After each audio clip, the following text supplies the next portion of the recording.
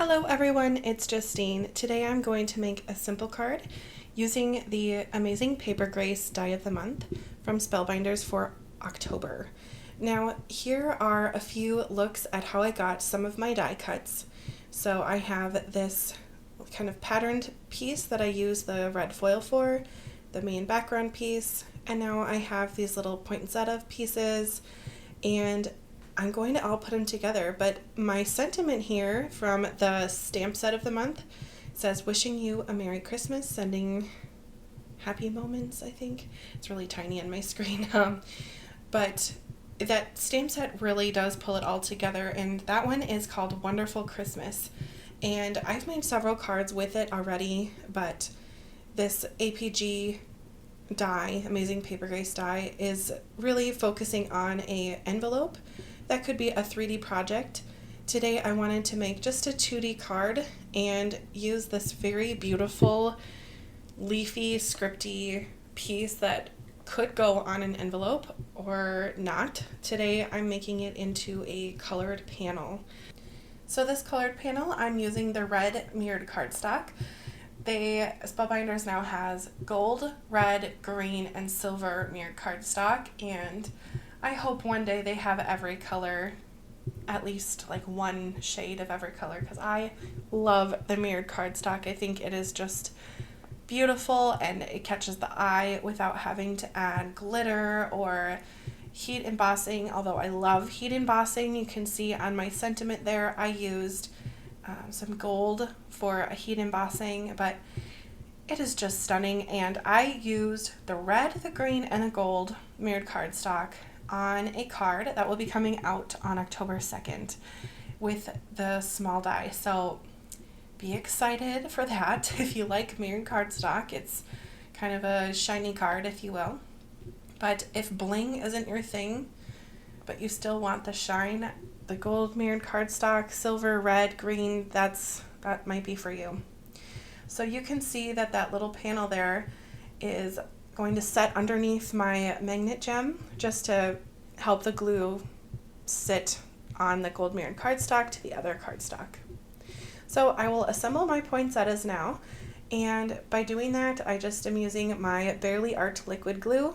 I love it. It's the best glue in my opinion for card making. It dries clear, it has a very fine tip on it, and I have not really had any issues with the glue at all. So I just keep buying the refills because I'm using it up, because I'm using it all the time. I guess that's a nice problem to have, right? But considering the fact that I make quite a few cards, I think if there was going to be a problem, I would know by now. All right, well, with these poinsettias, I don't know. Poinsettias, I don't know. People call them two different things. I call them poinsettias. Same with envelope. I kind of go back and forth because I've been told I say it incorrectly, but that is life. I'm from Minnesota. I'd say poinsettias, but if you look at the spelling, poinsettias kind of makes more sense, but I don't know. Anyway, the paper color for those is from the card kit of the month, the Oh What Fun card kit, and it is a bright red color, and if red neon was a thing, that's what that color is. And I think it looks stunning with the maroon paper. It just is a really nice contrast, and it goes well with the gold. So I am going to use that. For my poinsettias, you could use perhaps a darker cardstock on maybe the middle layer and have a little bit of color difference there, but I'm just going to use this bright neon red. Now, if you see on my panel here, I have rounded corners on the bottom. So when I put my maroon paper on my card base, I rounded the corners just with a corner rounder, and I did that on the bottom two corners. That corner rounder I have is, I don't know, maybe from Creative Memories or Stampin' Up. It was my mom's at one point, and now that she's not scrapbooking anymore, I'm just using her materials. So with some foam tape, I will pop up my sentiment and just use my reverse tweezers to get my hand kind of out of the way and set it on the panel. Then just press down lightly, and I want my poinsettias to kind of be popping up. Therefore, I'm going to pull out these foam squares from a old card kit that I have left over. So I'm just going to take the paper off of the back and kind of have them have a little dimension. I'm going to put one on the bottom right and then one on the top left. I kind of like to work with diagonals when card making, so your eye travels from one side of the card to the other. I kind of picked that up from I think it was my high school art teacher who was just kind of telling me about composition and things. So thank you, Mr. Stromberg.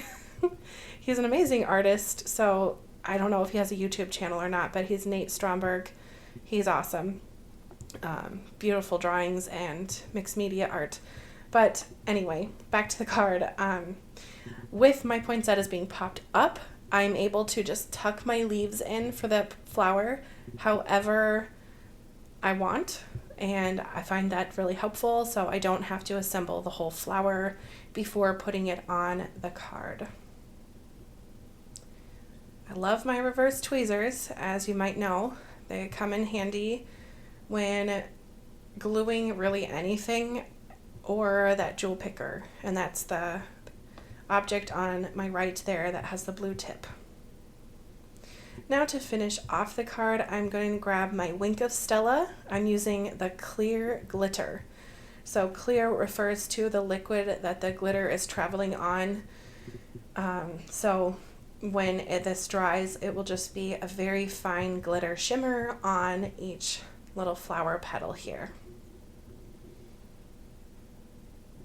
I think that using Wink of Stella is really simple.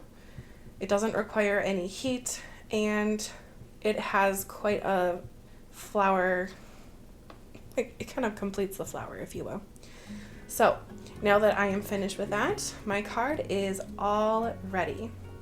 So if you've liked this card, please hit the like button so I know that you like it, and subscribe to my channel if you're interested in more videos like this from me in the future. Thank you so much for watching. Bye.